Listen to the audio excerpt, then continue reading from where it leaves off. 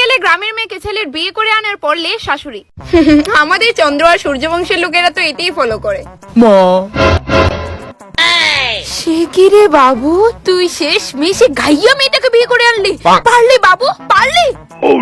মা প্লিজ, ও আমার এখন বউ হয়, আমি ওকে অনেক মন প্রাণ দিয়ে ভালোবাসি। ভালোবাসিস? এই যাই আমাদের বংশের সাথে। বাবু একে এক্ষুনি বাড়ি থেকে তাড়িয়ে দে। মাতা মুখে তারাস না তুই, মুই তোর গুটুকু সাফ করে দিতে রাজি আছি। অশিক্ষিত। আর যাই হোক, একে আমি কোনোদিনও পুত্রবধূ রূপে গ্রহণ করব না।